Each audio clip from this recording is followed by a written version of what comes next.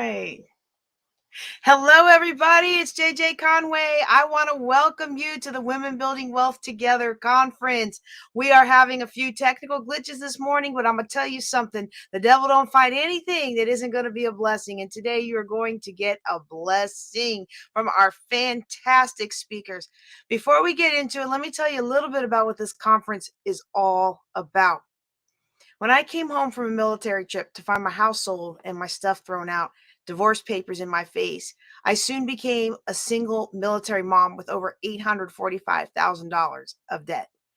I knew I had a goal to be debt-free by the time I retired from the Air Force, but everyone around me told me that the only solutions were things like filing bankruptcy or giving up. And I just didn't want to lose my security clearance, and I didn't want to set a bad example for my son. And deep down in my heart, I really believed that I could turn things around.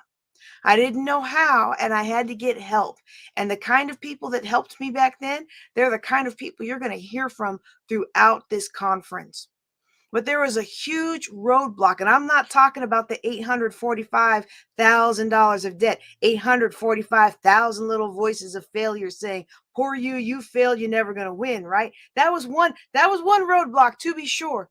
But the biggest roadblock that I found is that no one seemed to want to take me seriously when I started trying to learn how to make money work for me quickly and ethically. It took a while because not only was I a woman, but I was also a now divorced single Black mom. And it was just very difficult to bust through some of these societal constructs of who is allowed to learn about money, who's allowed to build wealth, who has the capacity, who has the mental and constitutional capacity for building wealth in this nation. So I can't speak for everybody's nation, but I know that at least in the United States, women have special challenges when it comes to building wealth. And so that's why I'm so passionate. I'm so passionate about this thing because I had to take steps that other people did not approve of. I had to take steps that traditional people disapproved of, my, church and family and other people disapproved of. It's amazing. It's just amazing. And I'm not trying to throw anybody under the bus because things have changed since then, right? Things have changed since then, but they haven't changed enough for enough women. And so if you're facing these concerns, feeling like you can't learn how to manage money, feeling like you're too busy to be able to dump debt and build wealth, feeling like you can't give just one more minute to one more thing, feeling like if you could just fill in the blank, if you could just get a little bit more sleep, if you could just get some help, if you could just whatever it is, then maybe you could win with money. Well, I'm here to tell you today, you can put the principles you're going to learn in this conference into action today. You can put the things you're going to learn tomorrow into action tomorrow night. And on Friday night, you can put those things into action. I'm telling you right now, by Mother's Day, you can have a whole new outlook on your ability to dump debt, be wealthy, and prosper. My promise to you, in everything that I do, is that I'm going to have an unwavering commitment to helping you get out of debt and build wealth and leave a legacy so that you can have the life that you deserve, so that you can enjoy the fruit of your labor, so that you don't spend all this time wondering what happened to your money. Instead, you'll be able to tell your money where to go and you'll be able to make it work for you. So without further ado, let me call up our first speaker today. She is speaking to us with a remote message. This is Omu Obilor, and she is going to talk to us about curating what we let into our lives. What a fantastic way to start off this conference. Omu, the floor is yours. So have you ever had that time in your life where you sat back and you wondered why things just never really go your way, or you get the impression that things never really go your way? Or you're in an environment, a work environment that pays very well, you have your dream house, but you just are not happy about waking up to go to that office? Do you have that job that you do that just wears you out and you go to bed tired every day? Well, welcome to the club. I've been there, done that. I've worked in a secular environment in a multinational oil company, and people keep wondering why I stopped working. I've done and held an exceptional franchise for a children's wear line in Nigeria, and I stopped that, and people have never really been able to understand why. So my name is Omu Obilor. I'm a founding member of the John Maxwell team, and I have various certifications in different things that help people develop themselves personally. Today, I'll teach you how to live your best life and how to get those things that are most important to you. You know, a lot of us don't even stop to think about what's important to us. When I say what's important to you, what comes to your mind? I bet that a lot of things that come to our mind first off is having a wonderful home, living in a house of your dreams, driving the car of your dreams, taking beautiful holidays. And don't get me wrong, that's also part of my dream. But what really and truly makes you happy? Do you go on those vacations and you're still unhappy?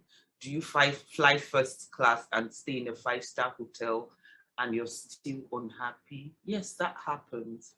And that's because we have not sat down to honestly think of the things that matter to us.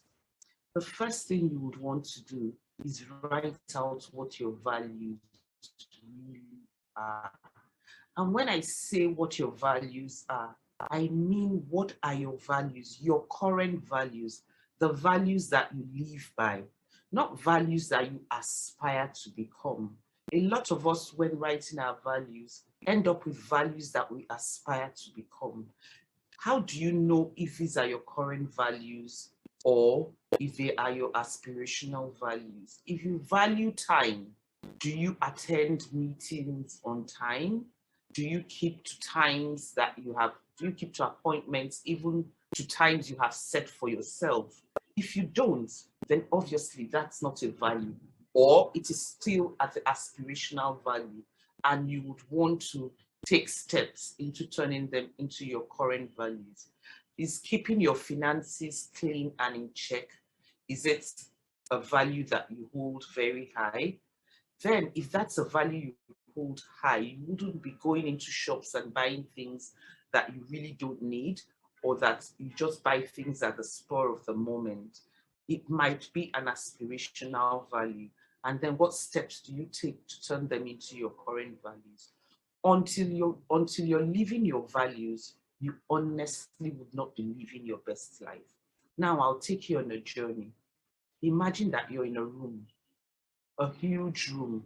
It could be a room of any size. This room has a capability of being expanded. It has a capability of being reduced. It has a capability of getting the ceilings as high as you want. But there's just one thing I'll tell you about that room that is peculiar to the room. It has only one door. And I'm sure you'll be wondering, one door, but most rooms have one door. Well, the peculiar thing about this particular door is that it opens inwards and it does not open outwards. So once you get in, you can't come out.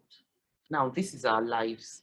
We've lived our lives for how many years, different ages that we are now, and we've had different experiences. We've met different people. We've worked in different environments. We've read different books. We've watched different films. We've gone on different websites.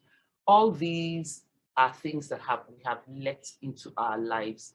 And anything you have let into your life remains there. So that's that room. Everything that has gone into that room remains there. Yes, I know how it feels. I know how it feels to imagine that that child or that friend or that schoolmate that abused you mentally, physically, psychologically is still in your brain, is still in your space. That is why we have times where we hear voices and it sounds familiar, even if we don't remember the person. That's why we see events and it stirs up emotions in us. It could be happy emotions, it could be sad, depending on what it's reminding us of, because those things have happened to us. We think we've forgotten about it, but it's registered somewhere. The negative people we come across are registered somewhere. Now, what would you do about it going forward? Because if you create the awareness, then you're able to identify these people or these circumstances or these establishments that align with your value. And I'll let you know how to deal with them, not to let them into your lives anymore. But a huge question always comes up. So for those that have come into my life, what do I do? Now, it takes a lot. We have people who have come into our lives and we honestly think we've forgotten them. We have some that are in our lives all the time. Now, imagine your room. In my room, I built a tall cupboard, and there's some people that I've locked away right at the top, and I can't reach them, and they can't reach me. There are also some people that I have put at the dark corners, so they have minimal influence in my life. Now, there are also some people who, by circumstance, have been placed at the back of my life, but they are honestly very good for me. And I bring them to the front. Now, take time and imagine that room. Imagine the room. You can draw it, you can visualize it, but I think you should draw it.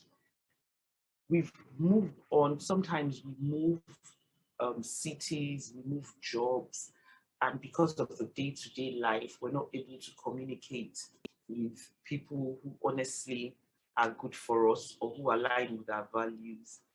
This would help you remember those people and you bring them to the forefront and you stay in touch with them. There are also those people who don't align with your values that you want to take right to the back. Now, there's also a huge question.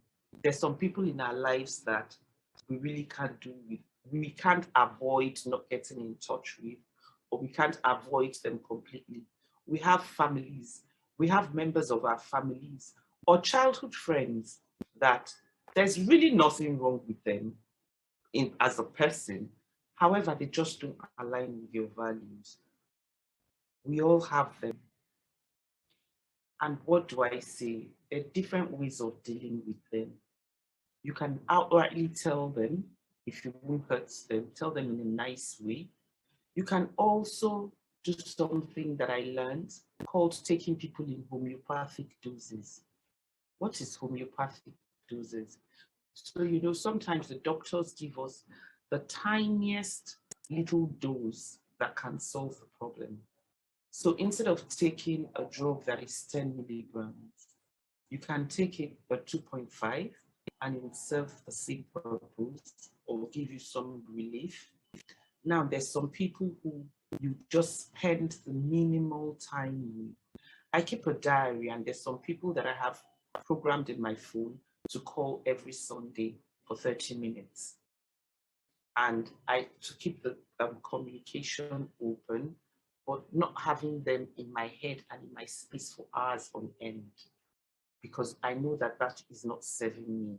There are also some people that I tell outrightly that, we really can't spend this amount of time together because it leaves me drained mentally. It also sometimes triggers me into a mood or into a bad corner.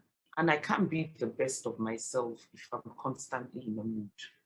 You can't be the best of yourself if you're working in a corporation that clearly does not align with your values.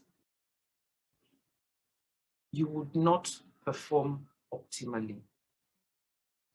Now, let's talk about moving forward. So you have these values. How do you now decide going forward the people to let into your lives? If you look around, once you're aware of your values, I noticed that some people drop off because there might be conversations you're not having, There might be things you're psychologically not putting up with because you're now aware of yourself and your values. So you really don't fit in anymore. And the relationship just goes off like that naturally without you even having to say anything. Now, when you're able to recognize these people, you're able to train your doorman to recognize them. My doorman recognizes negativity from a distance and you will not even come near, because that's something that I have trained my doorman to do. So let's imagine ourselves in a nightclub or a restaurant. You know, the doorman opens the door for you. But remember, the doorman must have been given instructions, which is why you go into some restaurants and they say to you, sorry, we can't let you in because you have flip-flops on. There are other restaurants you go to or nightclubs and they say, oh no, you have a baseball hat on, or you have shorts on, or you're too dressed down, but they're giving instructions. What instructions have you given to your doorman? Because if you don't give your doorman any instructions, any and anybody would be let into your life, anybody and anything. For a lot of us, and I mean, for not wanting to sound too sure, I would use a lot of us. For a lot of us, before the ages of 25, 30, we have let a lot of things in out of ignorance. And at that point, we didn't even know anything. We didn't even know our values. So we had a lot of influence. But now that you know, what are those things you're telling your doorman? What have you told your doorman to recognize? And what have you told your doorman not to recognize? I have said I tell my doorman to recognize negativity from a distance. So my doorman is going to shut the door and not let you in. Now write out the things that you don't want your doorman to allow into your life. The list can be, if it comes with flip-flops, but the flip-flops, you give it whatever condition, however you fancy, that works for you. There should also be an absolute no, like deal breakers. For me, negativity is a deal breaker. There's no, for some people, it could be, well, if she's negative, but whatever it could be. But for me, negativity has no but. It's a deal breaker for me. So you establish what your deal breakers are, or if it's one, is. Now, why do you do this? There's also, I mean, we're all not perfect. We can also misjudge. And there's that saying, don't judge a book by its cover. So we could get it wrong. So I have a waiting room. I have a waiting area in my room. And why do I have that waiting area? For situations where I am not too sure, which is why when I'm training on networking, I tell people to build relationships, and you don't do business, $1 million business with somebody you just met. There has to be some conviction. Otherwise, you let the relationship grow and then you build trust. So I have that corner in my room where I leave room for cases where I'm not sure and I just want to give it time. I hope we're building our list, and I know that you can't exhaust this just from this one training, but I know that there are a lot of take homes and you would go and do it. So now, when you have trained your doorman and these people are let into your lives, you're able to curate that life that you want moving forward. A few tips I would give to you on how to identify what your values are. If you're finding it difficult to actually determine what your values are, I struggled the first time I had to do that. You might want to look at the 5 people around you to do a quick test. The 5 people, the closest 5 people to you that you come in contact with as often as possible. and write out what you think their values are. If your value is staying healthy, for instance, and that is a deal breaker for you, and you have that one friend who does everything that is opposite to staying healthy, then you know that that's not a relationship that you want to be in. Bearing in mind that you should always identify these relationships, are they anchors or are they engines? If your relationships are made up of people that are anchors, they put you in one spot. You don't move. They're like a heavy weight you're carrying. It just drags you down and keeps you in one spot. But when you're in relationships with engines, they spur you on, they encourage you, they motivate you, they give you the energy, they give you the life. Those are the people that you need around you. You don't want an anchor. You want to live in your flame and not in your wax. When you're living in your flame, you're living doing the things that make you happy, doing the things that keep you on fire, doing the things that energize you. That's what you want. That's what you want to live your best life, and everyone deserves to live their best life. Is it doable? Absolutely. Is it automatic? No. You would need to go through these steps. You would need to go through these steps. I'll be available to take you through these steps, and I'm willing to go on this journey with you. But make it a point of duty to make sure that you wake up in the morning and you say to yourself, I'm going to live my best life. Leave no room for negative thoughts. Leave absolutely no room for negative thoughts. There is power in our tongue. And what we say, we attract. I never used to believe that, trust me. I've been in the John Maxwell team since 2011, and I've listened to all this. I've done my emotional intelligence certification. I've coached several people, but trust me, I never really understood the power in the tongue. As a Christian, I know that the Bible says that. I know not to say certain things. However, when I started practicing it intentionally, I daily saw how I set myself up for failure, set myself up for sadness, set myself up for dissatisfaction, set myself up to attract negativity just by the things that I said.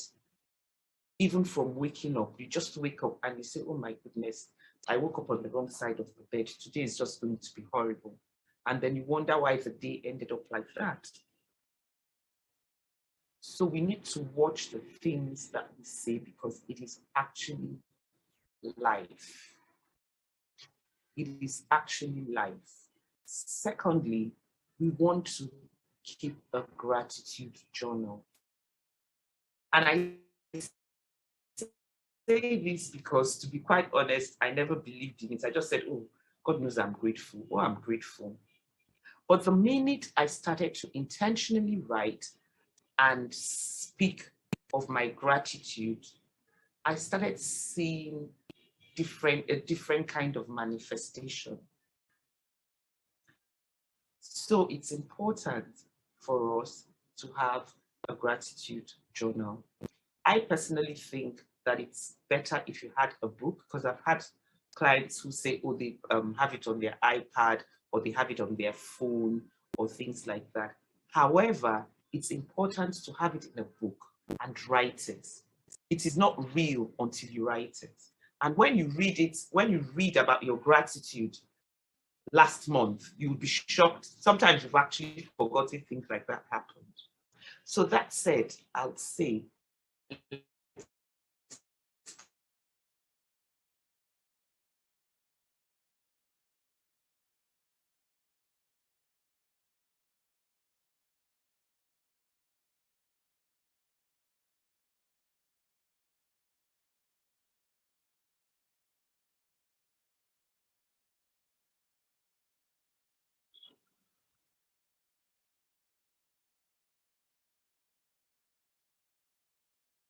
So have you ever had that time in your life? There are other restaurants you go to or nightclubs and they say, oh no, you have a baseball hat on, or you have shorts on, or you're too dressed down, but they're giving it. I leave room for cases where I'm not sure and I just want to give it time. I hope we're building our list, and I know that you can't exhaust this just from this one training, but I know that there are a lot of take homes and you would go and do it. So now, when you have trained your doorman and these people are let into your lives, you're able to curate that life that you want moving forward. A few tips I would give to you on how to identify what your values are. If you're finding it difficult to actually determine what your values are, I struggled the first time I had to do that. You might want to look at the 5 people around you to do a quick test. The 5 people, the closest 5 people to you that you come in contact with as often as possible, and write out what you think their values are. If your value is staying healthy, for instance, and that is a deal breaker for you, and you have that one friend who does everything that is opposite to staying healthy, then you know that that is not a relationship that you want to be in. Bearing in mind that you should always identify these relationships, are they anchors or are they engines? If your relationships are made up of people that are anchors, they put you in one spot. You don't move. They're like a heavy weight you're carrying. It just drags you down and keeps you in one spot. But when you're in relationships with engines, they spur you on, they encourage you, they motivate you, they give you the energy, they give you the life. Those are the people that you need around you. You don't want an anchor. You want to live in your flame and not in your wax. When you're living in your flame, you're living doing the things that make you happy, doing the things that keep you on fire, doing the things that energize you. That's what you want. That's what you want to live your best life, and everyone deserves to live their best life. Is it doable? Absolutely. Is it automatic? No. You would need to go through these steps. You would need to go through these steps. I'll be available to take you through these steps, and I'm willing to go on this journey with you. But make it a point of duty to make sure that you wake up in the morning and you say to yourself, I'm going to live my best life. Leave no room for negative thoughts. Leave absolutely no room for negative thoughts. There is power in our tongue. And what we say we attract.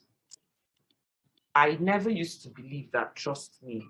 I've been in the John Maxwell team since 2011, and I've listened to all this. I've done my emotional intelligence certification. I've coached several people, but trust me, I never really understood the power in the tongue. As a Christian, I know that the Bible says that. I know not to say certain things. However, when I started practicing it intentionally, I daily saw how I set myself up for failure, set myself up for sadness, set myself up for dissatisfaction, set myself up to attract negativity just by the things that I said. Even from waking up, you just wake up and you say, oh my goodness, I woke up on the wrong side of the bed. Today is just going to be horrible. And then you wonder why the day ended up like that. So we need to watch the things that we say because it is actually life. It is actually life. Secondly, we want to keep a gratitude journal. And I say this because, to be quite honest, I never believed in it. I just said, oh, God knows I'm grateful. Oh, I'm grateful. But the minute I started to intentionally write and speak of my gratitude, I started seeing a different kind of manifestation. So it's important for us to have a gratitude journal. I personally think that it's better if you had a book, because I've had clients who say, oh, they have it on their iPad or they have it on their phone or things like that. However, it's important to have it in a book and write it. It is not real until you write it. And when you read it, when you read about your gratitude last month, you would be shocked. Sometimes you've actually forgotten things like that happened. So that said, I'll say,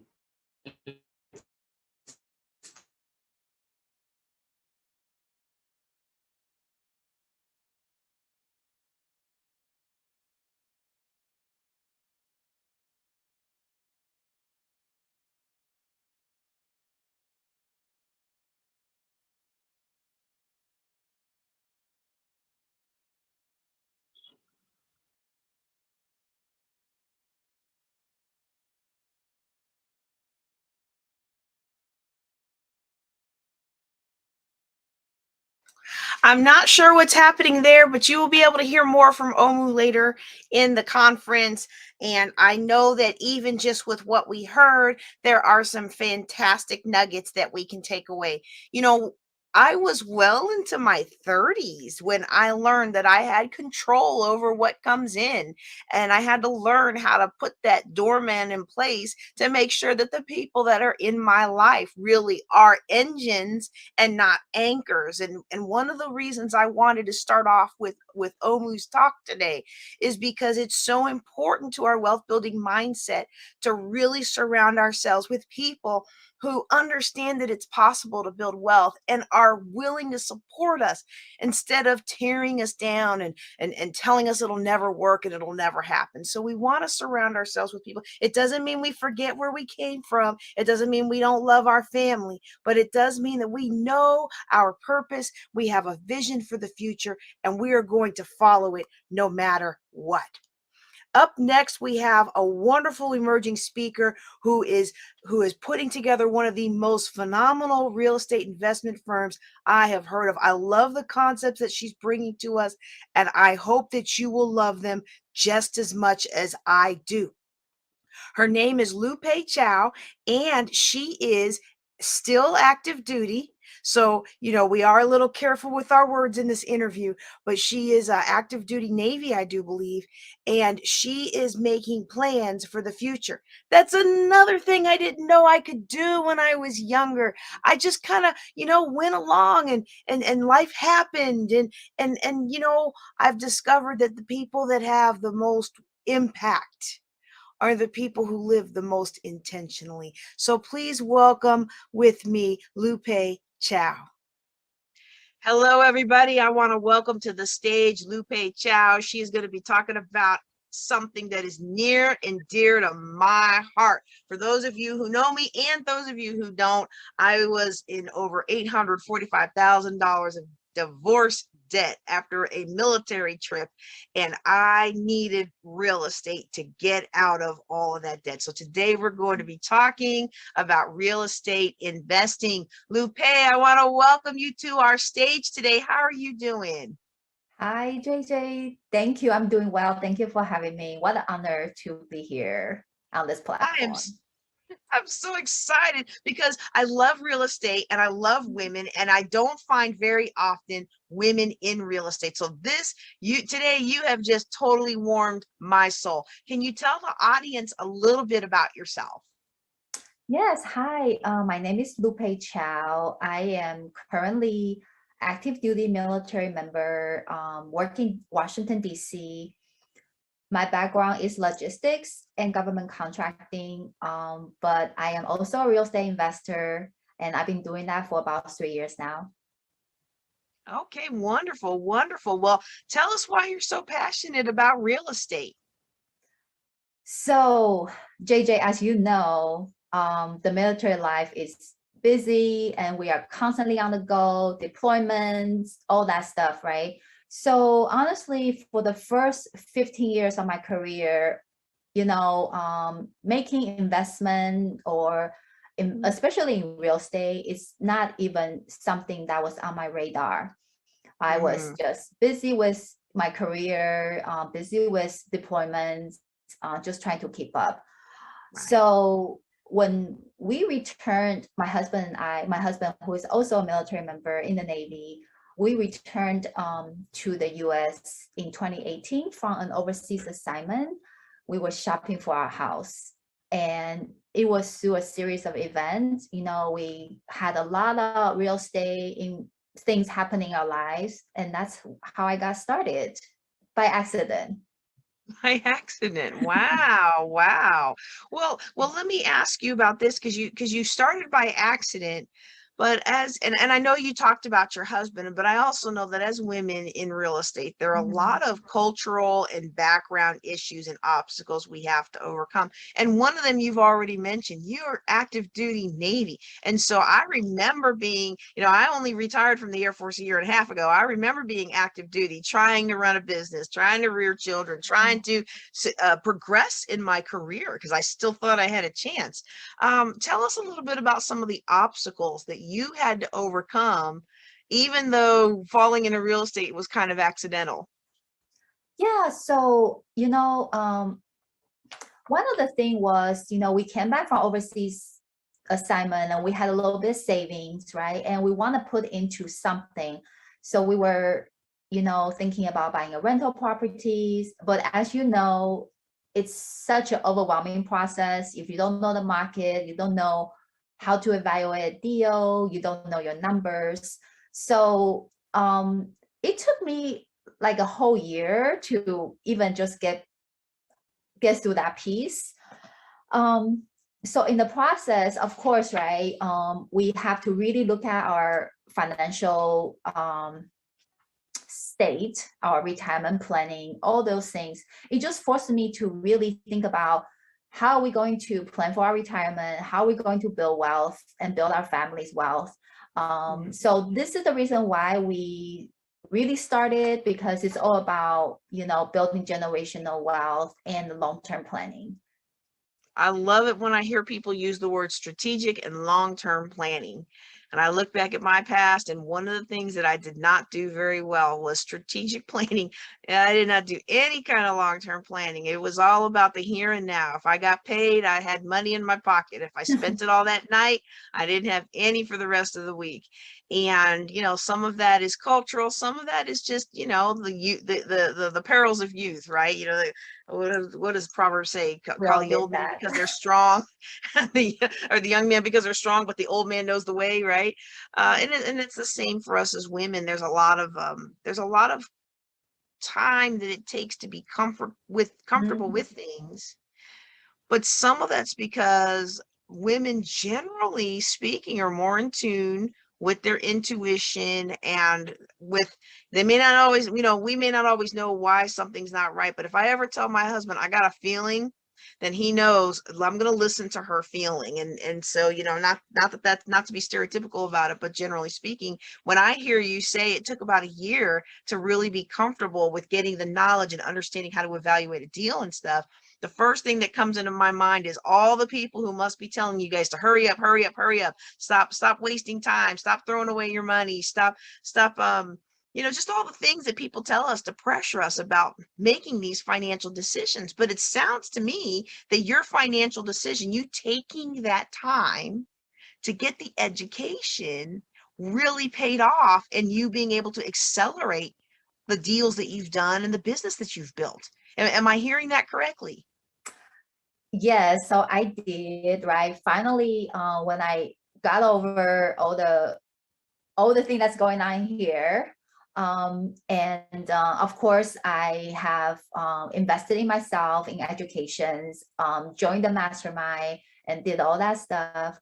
And I started to making really good progress in the last couple of years, and it's been life-changing. So this is what I want to share with everybody. Yes, yes. Well, let me ask you this, because you really have built a company, and I know that you have moved from the do it phase to the teach it phase, and you're still continuing to do, but you're also wanting to take what you've learned and now empower other women. And so I'm going to preface this here, but I want you to tell us a little bit about sisterhood in real estate. And the reason I'm prefacing it is because I am both a avid real estate investor, and I was also a realtor for about 10 years with Long and Foster and then with Keller Williams. And I Wow. will again be a realtor after I finish my school. I've already picked the company here. We have a local Century 21 who's the broker, is very much girl power and very much active in the community. So I know that when it comes to a real estate company, the first thing people think of is that real estate company is a realtor company. Like, I'm helping you buy a house, I'm helping you sell a house. And one of the things I discovered, I got into real estate so that I became a realtor so I could have access to the MLS and be connected with other people who loved real estate and use it to build wealth. And what I found was most of those realtors that I worked with did not own any rental property. I'd say a good chunk of them didn't even own their own property. And so you are not running a real estate brokerage, you are running a real estate investment company. Can you tell us a little bit about the company and your partners?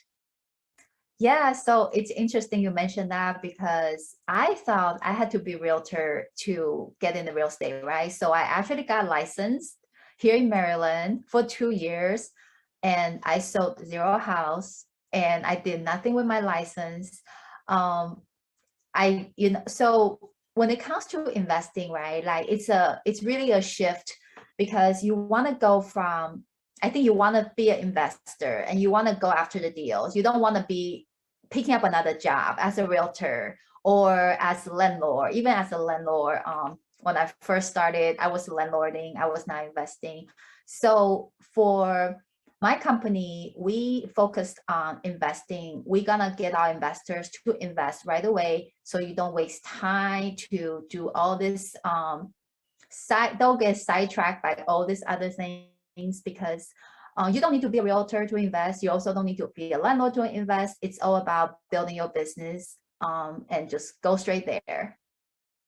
Right. Well, I tell you what, when I became a realtor, not only do you not need to be a realtor to invest, but I found out real quick a lot of the strategies that I was using to find and acquire properties. Once I became a realtor, Long and Foster was like, no, you're not allowed to do that. You're not allowed to do that. You're definitely not allowed to do that. So I got a rude awakening with that. I mean, I maintained my access because I like having the knowledge and the research ability, but being a realtor, no, good realtor really is worth their commission. Let me just throw in that little plug there. A good realtor really is worth their commission because they work really hard behind the scenes to match people with properties and get the deal done.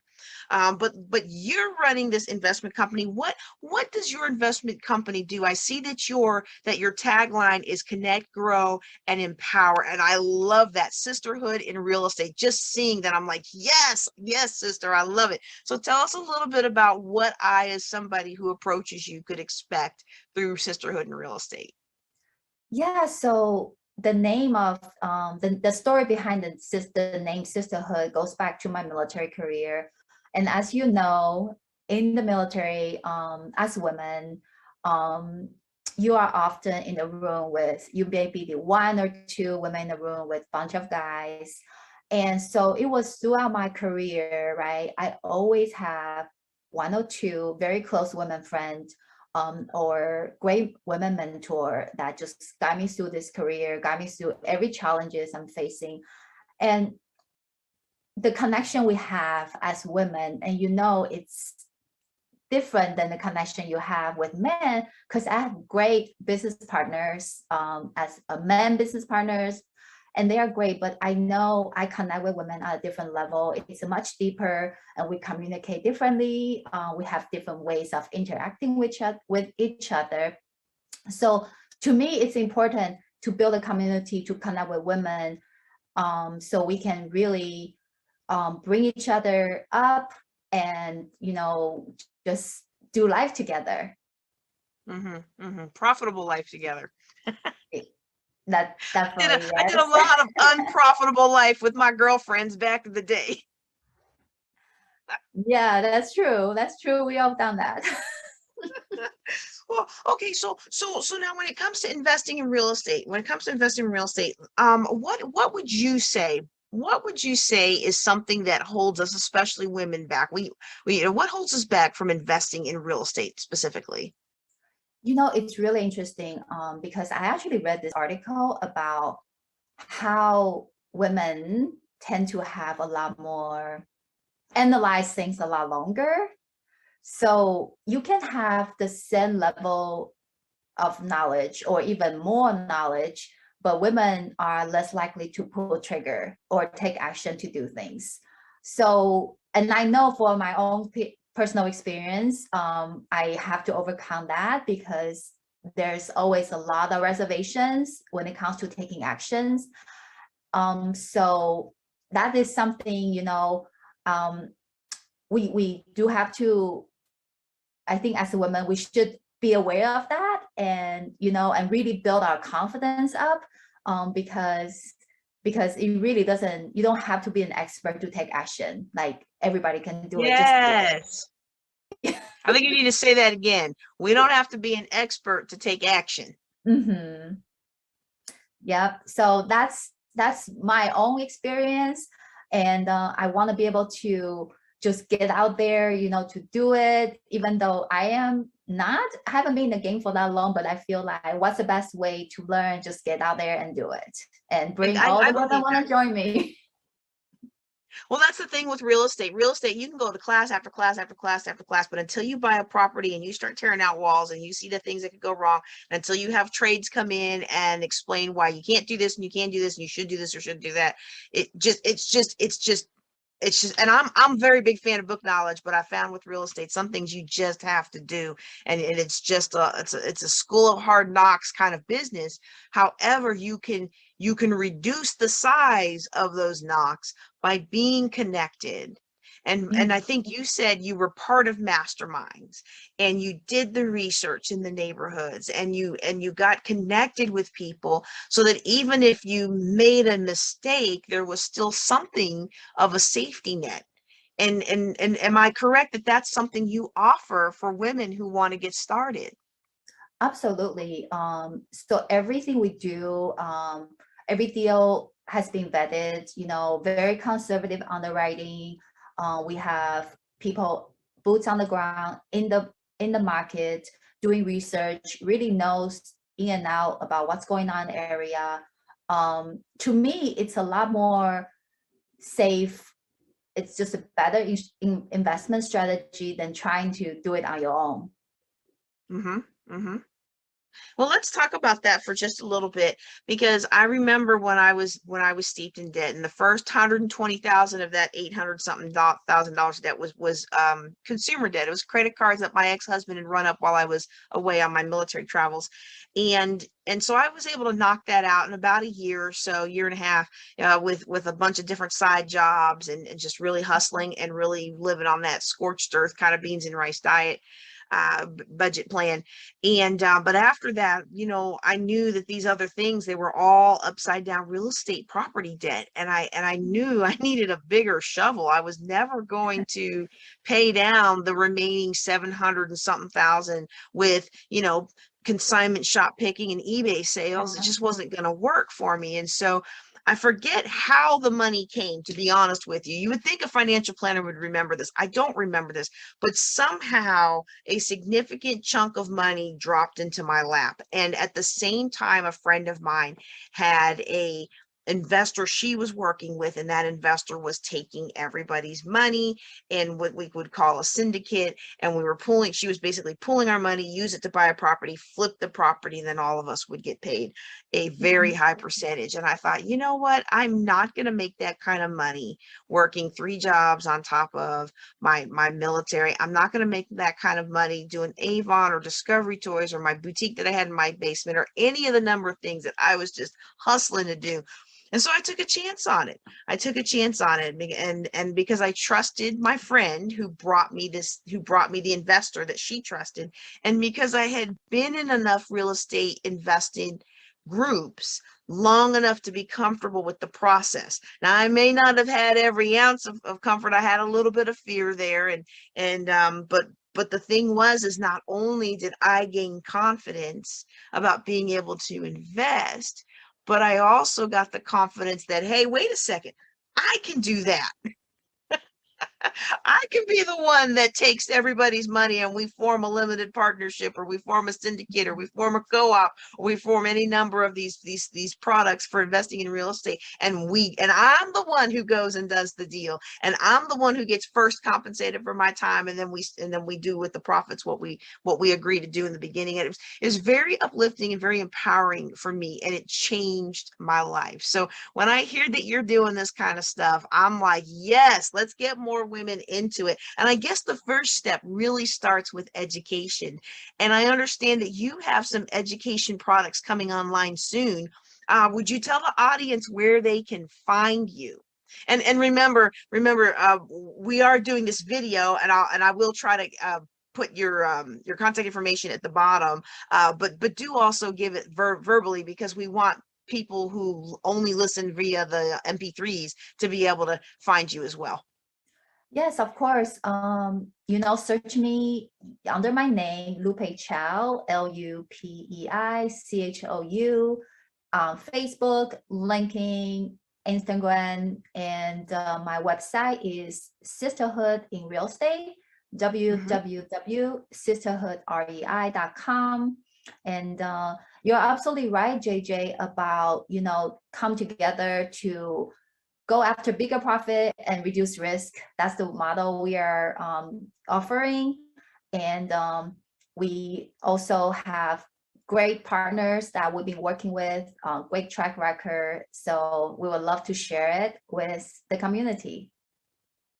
Well, I definitely want to learn more about what you're doing myself, and also encourage anyone who's listening to connect with you, to participate in some of the live classes and masterminds that you're going to have starting soon, and to really start building a relationship now, so that when you have the comfort level and the readiness, that you can jump in and start doing this and using real estate to build your wealth. Real estate is one of the fastest and most sustainable ways that anybody in the United States of America builds and maintains wealth. So let's get you involved, everybody on this call. All right, Lupe, as we get ready to close out, do you have any one last piece of advice for somebody who is starting out, in addition to connect with me on my website? Yeah, so if I can just share a little bit story, just a small story. So JJ, like I mentioned, it took me a whole year to do my first deal, right? So after that, the second year, I had 6 doors. I went from 0 to 6. By third year, I had over 30 doors. So it's all about getting started. Once you start, and it's gonna take you far. So ladies, get started, contact me today, and let's connect and build wealth together. All right. Well, you can do that starting at sisterhoodrei.com. And on behalf of Lupe and everybody here in the Women's Wealth Summit, I want to thank you for being a part of our summit, being part of Women Building Wealth Together, and being a part of my journey as well. I'm JJ Conway. Y'all take care and be blessed. Thank you.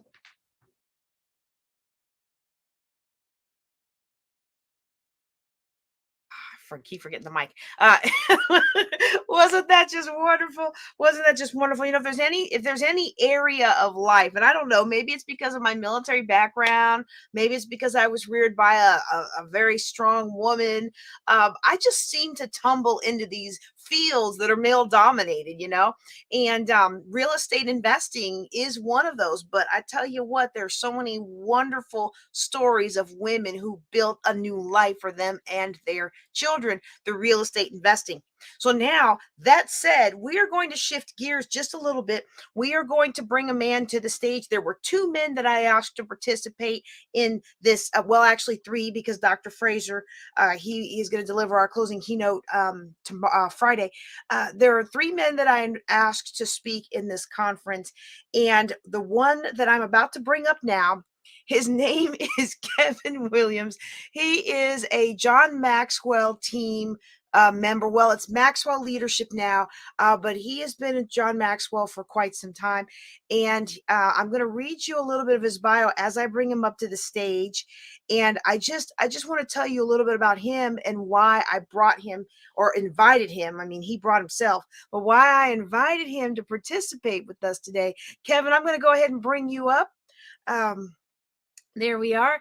And I'm just going to tell the audience a little bit about you and why I brought you in here. But thank you for being here today. Welcome to our Women Building Wealth Together Summit.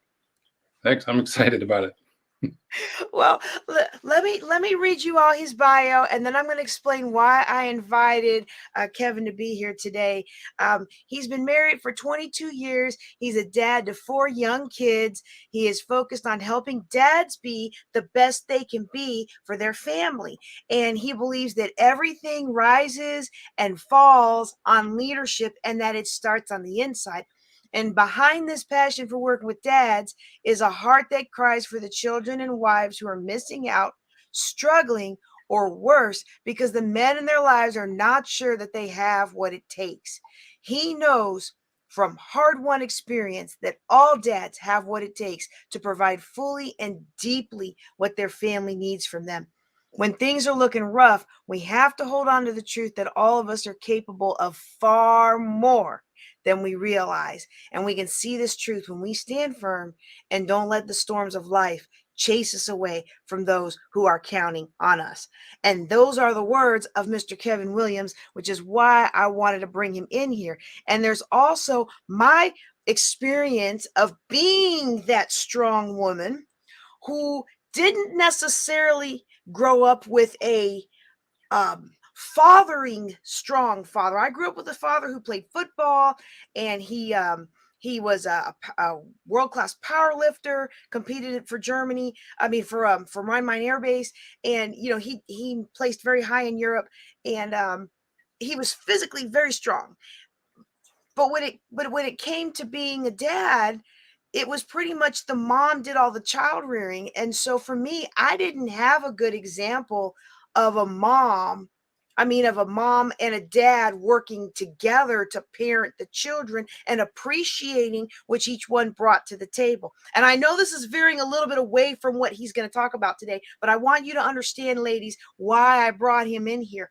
And when I saw what Kevin is doing for fathers, I was like, I need you to come talk at my women's conference, because I know there's so many times in the past, and I'm sure there will be a few times in the future if my husband's watching this. I'm much better. I'm trying. I really am. But there's so many times in the past where I steamrolled over his natural male talents, or I disrespected by disregarding his male contribution. I hope I'm saying that in the right way. And because I didn't see it as disrespect, I had no idea how much it hindered him. And I'm like, Lord, bless him, Lord, help him. And it's like, and one day the Spirit revealed to me, well, if you would stop tearing him down, he'd be doing a lot better. I didn't mean to say all that today. But really, I had to learn to come to appreciate. And now I'm very thankful. There's times where I get up and I leave because I know my tendency to mother smother will not be the right answer in that situation. And I get up and I leave, and I let him be the man and handle the parenting in that moment where he has the more appropriate answer. So and we're not talking about punishment or anything. Everybody knows mom. This mom is the hardest criteria in the whole house and probably in the whole street here. I'm very strict on certain things, but there's time to let dads be dads, and I'm very thankful that when I was a single mom, someone got through to me that you're not a mom and a dad. You're going to do the best you can. I never thought I was going to remarry. You're going to do the best you can, but you're never going to be a dad. And I came to peace with that. And I took actions to benefit my son. So anyway, this is not about me. I'm going to turn it over to Kevin Williams, and we're going to hear from him. How you doing today? Great. I'm so excited. I love what you're saying. And the way you say it, that's your way of saying it. It's the right way for you to say it. So don't second guess yourself so much. You're being honest and sincere. And that's awesome. That I am. Well, I'm going to turn the floor over to you. Thank you so much for being here with us today. Well, I appreciate it. And I know we're talking about getting past the past and So I'm gonna start with this little story about how we met, and bear with me because we're gonna get into how this impacts getting free of the past. But when JJ and I first met, it was on a Zoom meeting. It was a Maxwell event, but it was on a Zoom meeting, and I went in the room that she was hosting, and I'd never seen or heard her name before, anything. And I go in the room, and once everything's settled and everybody's in the room, it takes me back to the image of all these people on the screen takes me back to the early days of Sesame Street.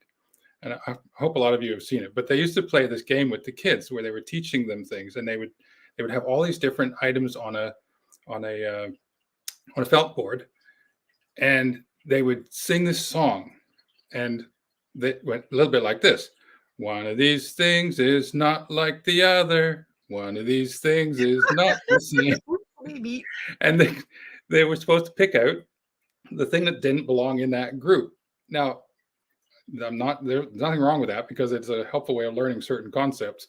But that's what it was like for me in this room. I was this 50-plus white man, long hair, long beard, in a room full of women, all of whom had darker skin than me. And I'm like, okay, here we are. This is what it is. That's cool. So we had a great meeting, and it was a lot of fun. But and it was after that JJ and I connected a bit more, and it's been really good. And I've appreciated everything that you've been providing, JJ. I really appreciate you bringing me here and inviting me to this. It still feels a little odd sometimes as a man to be talking to a group that's primarily women. And, the thing is, it does relate to the past. I mean, there was a day when I wouldn't have done it. I was very uncomfortable being in a room full of women, especially if I was the only man. I didn't want to be there because of all the stereotypes and the different ways that we think and do things. And I just found myself feeling awkward and not usually enjoying the conversations as I might. But I've managed to move beyond that, and I appreciate it. And part of the process of growing through that was knowing myself and getting to know, like, why am I uncomfortable with that, and why would I not want to do that, and what is it that I do want and need. So I'm going to delve a little bit into that, and I'm going to go really a little deeper into just a couple of concepts. You're going to hear more, and each of us today that are speaking today is going to have a different piece of the puzzle. None of us can share the whole picture about how do we move beyond the past. There's so many things involved. So my part, I'm going to go a little deeper into a couple of things. And as JJ alluded to, it's going to relate to relationships, and in particularly my relationships with my family.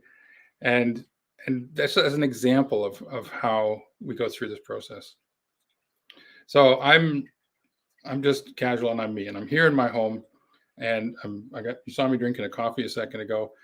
I'm comfortable here. This is nice. I'm this, like, what am I doing here? This 55-year-old guy with long hair and long beard talking at a women's summit about wealth and so on and so forth. Like, what am I thinking? And JJ she knew before she invited me who I am. So I knew that she had a reason, and that's all good. But there was a time when it wouldn't work and it wouldn't happen. But this is me, and this is part of the getting over the past, is that I'm just here to be me. And I'm going to share what I know and share what I'm learning and share what I have learned and so on. And I'm not polished. I'm not, I'm not polished. I have some notes here, and I've got my coffee here, and my dog's on the couch, so she might get up and bark any minute now. You never know. And that's all good. But the point is what we're going to talk about. So I hope that none of this will distract you from the ideas and the things that we can learn together here. Here's the one of the keys I want to talk about today. We're talking about investing. And I'm sure you've heard people talk about the idea of investing in your relationship, investing in your marriage, what you put into it, kind of effort that you're going to put in, whether it's time and energy, emotion, money, all the things that we need to invest in a relationship. And we face this question in all kinds of investments. At some point, you might be faced with this question: do I dump this investment or do I go all in? Like, it's not working quite the way you wanted it to. Doesn't seem to be producing the returns you wanted. So when do you cut and run, and when do you invest more? Well, maybe in stock markets it might be a little more clear when and how, but it's not always easier. And this is the thing. So what I'm going to talk about in how I am growing in my relationship with my wife is not so different from some of the emotional stuff that we deal with other types of investing. And the principle that I've recognized is, as people, we want to get something out of it. We want value from what we've done. And here's what I mean. I'm not just talking about selfishness, but I'm saying when you put some effort into something, when you've spent some time working on something, trying to get something moving and going, we really hate to walk away from it with nothing, right? I mean, what a waste, really? I put all of that time and effort in, and now what? I got nothing?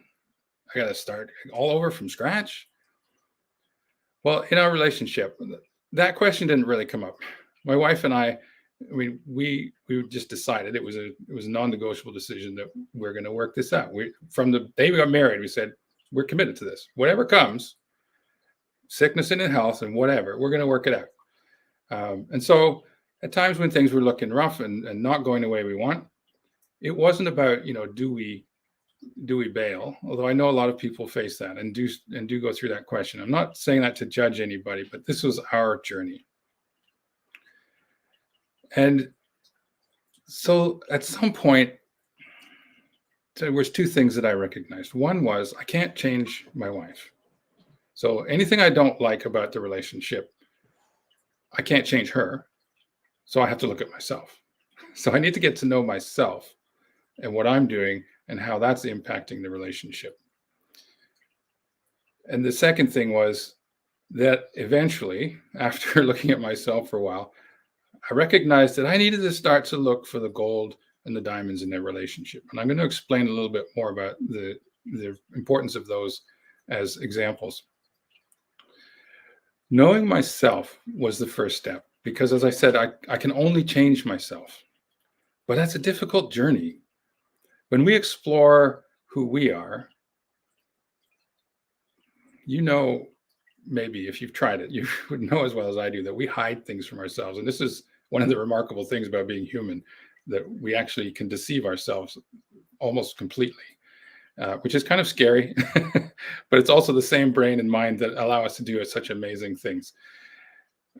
So going through this process of recognizing who I am and how am I behaving in ways that are impacting the relationship allowed me to start to evaluate what needed to change. And it wasn't a matter of, do I stop investing?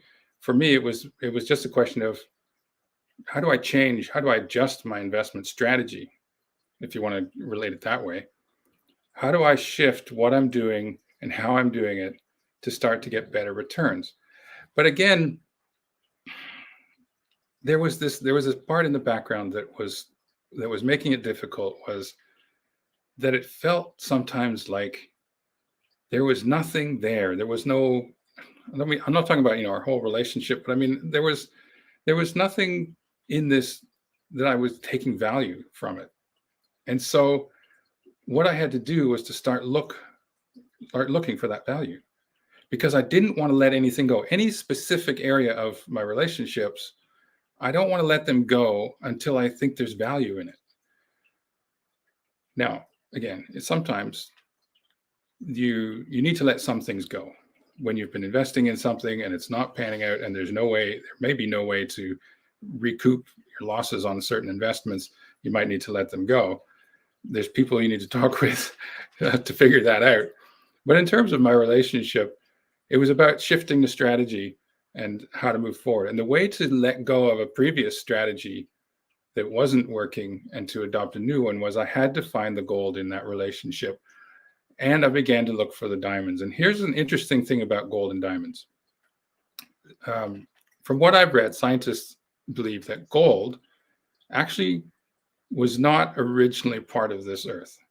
It's not something that kind of grew or developed or came about through natural processes on Earth. They're saying it came from asteroids from other places and was embedded in the planet when they hit and started forming the Earth millions and millions of years ago. So gold is something that is just there. Interesting to me that that's been the gold standard, like the gold standard of value. It's been the most valued throughout recorded history. And it's the thing that it's just there. You can't make more of it. We can't get more of it. It doesn't develop. It's just there, inherently present. Diamonds, on the other hand, you may know, are formed under great pressure over a long period of time. Now, we've learned how to make them in laboratories now, but the concept is the same. It's a lot of pressure on that situation for a long time that creates the diamond. So when I'm talking about looking at my relationship, I started looking for the gold and the diamonds in the relationship. And to be honest, in the beginning, I was only seeing these little nuggets and not so much for me. I was actually looking for it in my wife because I wanted to improve my relationship with her. So I started going, well, where's the gold? What are the valuable things in her that I can focus on, that I can bring out and begin to invest more and build on? And what are the diamonds? When I look at the struggles of the relationship in certain areas, I say, well, okay, that struggle is a pressure in between us, and it's creating something. Is it creating something good? And where are this? And when you look at diamonds originally, when they first come out, they're actually not that impressive, are they?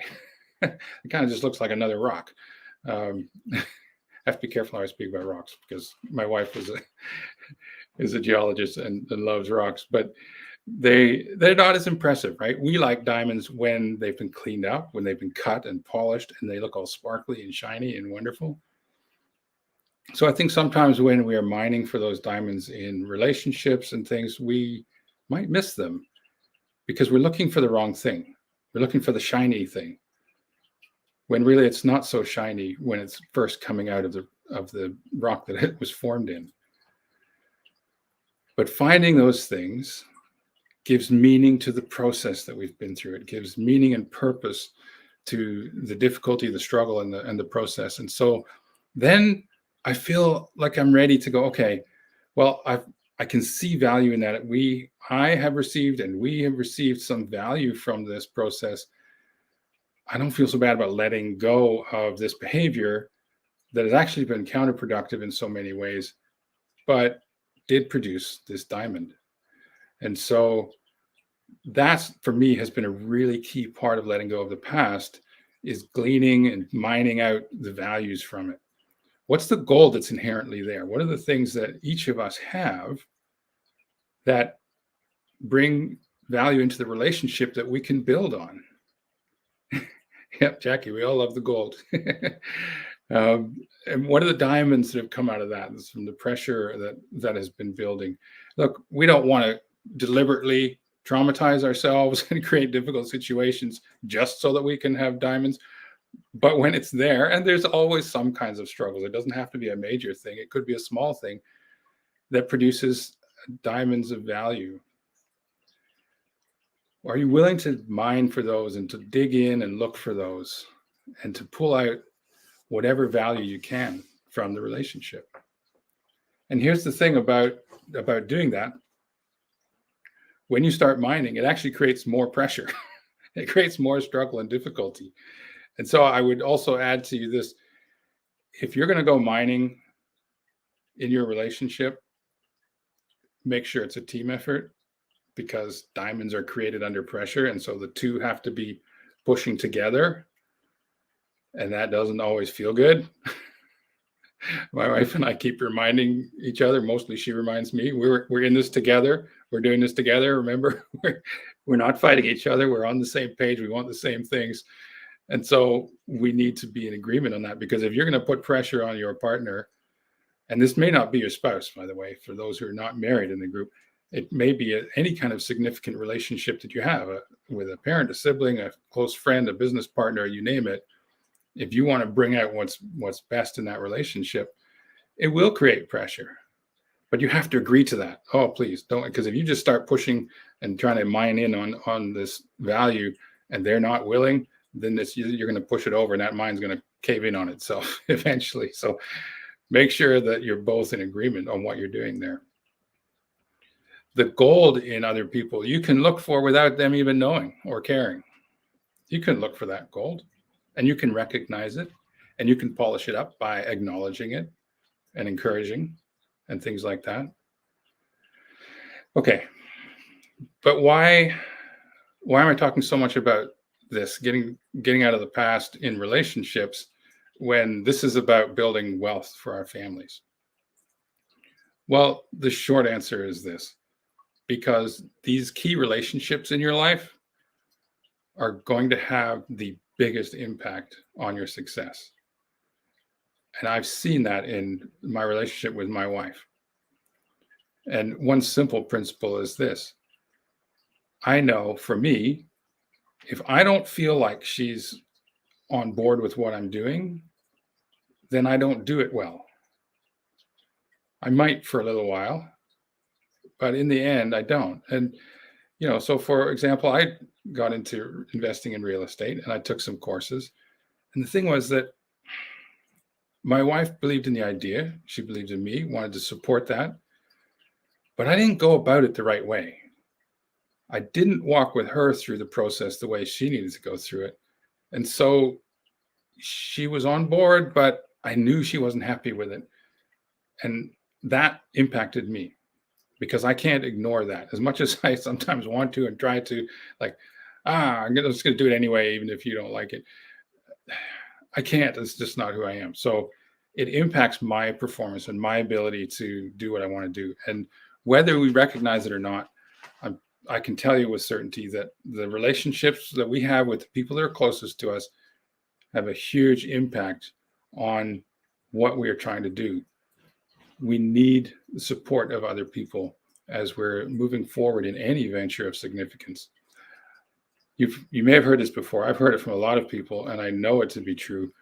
If you want to do anything of significance that's going to last and be significant, you need to do it with other people.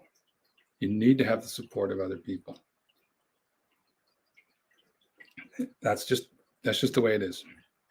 If you want to go fast, you go alone. If you want to go far and have meaning, go with other people and work together. We'll talk about more of that on Friday when we're talking about your $1 million network. But in terms of getting out of the past and moving forward, we really need to spend some time evaluating who we are and what's important to us, and evaluating the relationships around us and how are we relating to the different people, and watching these things adjust. Ladies, I know that some of you may not see the gold in your man. Maybe it's buried deep. I don't know. It's there. I'm telling you, it's there. I don't know what it looks like. I don't know how much it is. I don't know how deep it's buried, but it's there. And if you want it, you might have to go mining for it. You might have to dig a little deeper. And it might take time, because most of us don't like having people digging around inside us. Don't like people poking their nose into our hearts and minds and trying to find out what's going on in there. Especially maybe men. Stereotypically, we don't like to open up our minds and, we just, what are you thinking about? Nothing. Leave me alone. Don't talk to me. These are my thoughts. I'll tell you the ones that I want you to know.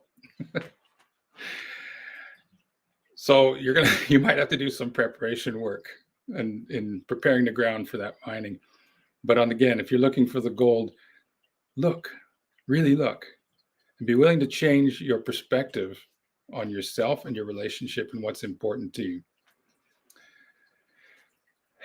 Part of letting go of my past has been recognizing in myself what's important to you. Sorry, my dog's walking by and knocking the table here.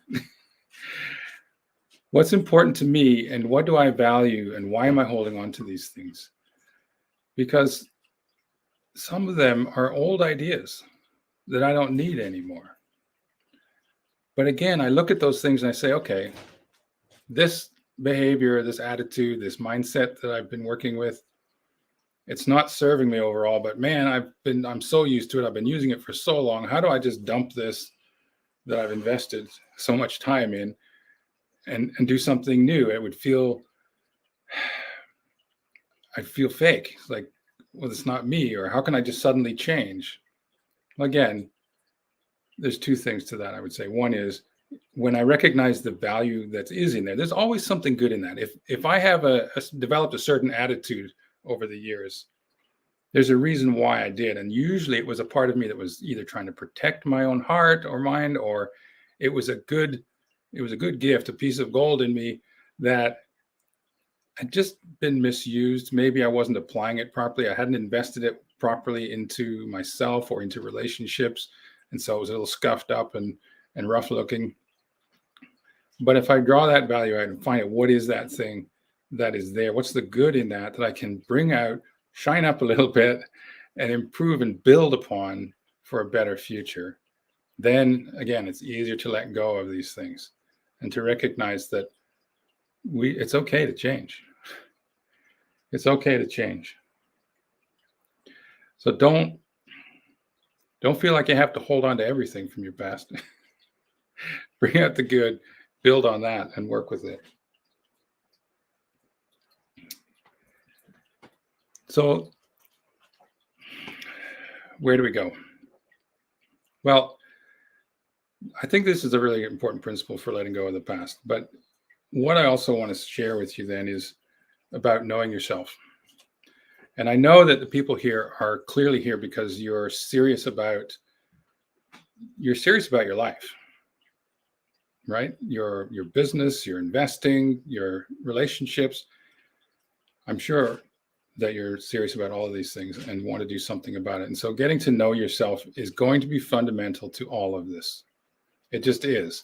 This isn't just to be, hip and new and the new age. Well, know yourself and some Zen state and airy, mystical, whatever. It's very practical. Understanding and knowing yourself is a very practical and important thing. And I went through a process about 2 years ago. It was very specific and incredibly helpful for me in terms of understanding myself, looking at my past and gleaning the gold and diamonds from it, all of my past. I went through this process for several weeks. And what I did this year was I took that process that I went through and I laid it all out carefully. And I've turned that into a course. And so what I want to do is allow you guys to go through that process. It was so transformational for me that I want you guys to be able to go through that and enjoy the benefits of this simple process, simple but not always easy, because we had to look at some things that weren't always pleasant. But it was really awesome to walk through the story of my life and to find the patterns and find the diamond and the golds in there and recognize, now what do I do with this? How can I build on this? How can I share these with other people, with my wife, my kids, my friends, the world, you guys?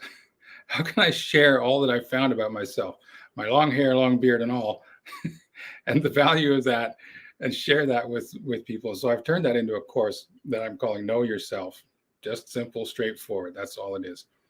And I put it onto the Teachable site, and that's available. And I want that to be available for all of you. And JJ is going to put up the link to it.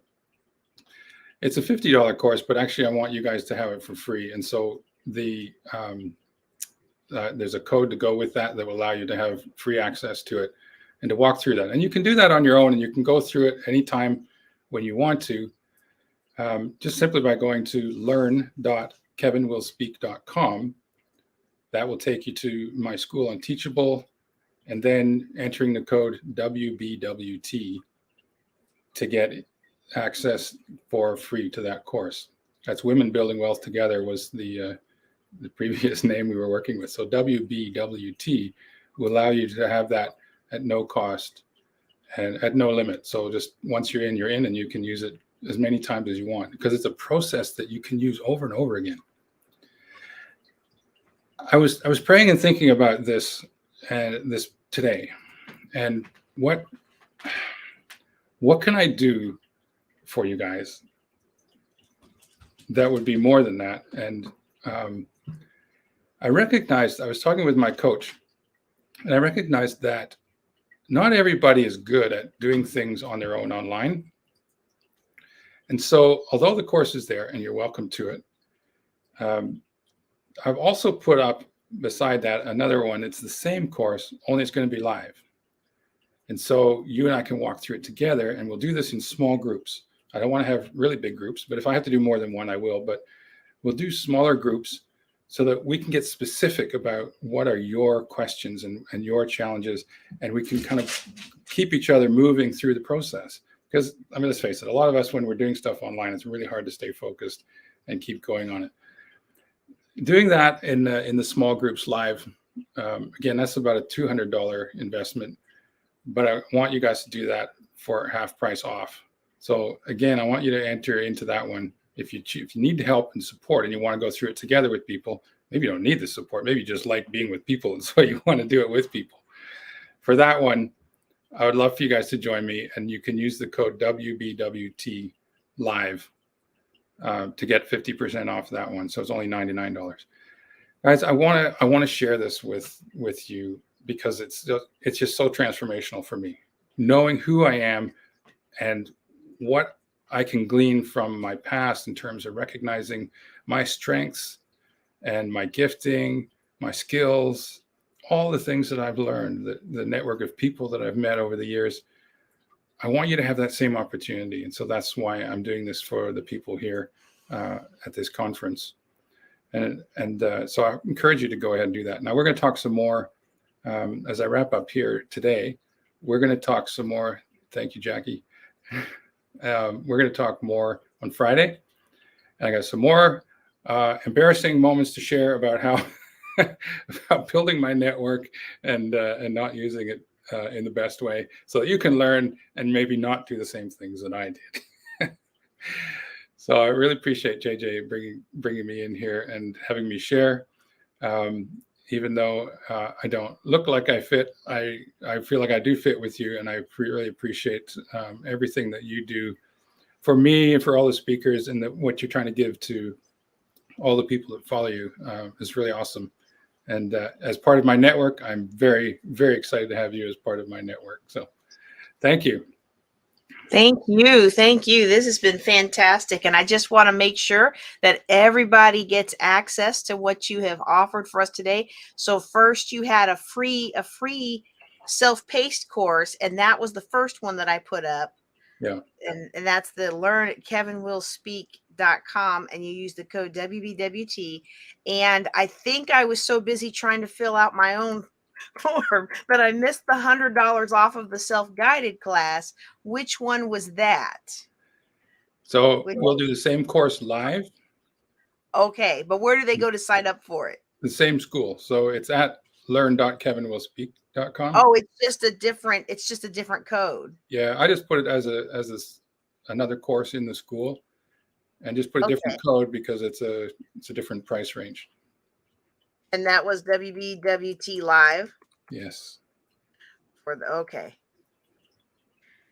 Small group. Okay, I'm going to go ahead and flash that up while I'm saying thank you.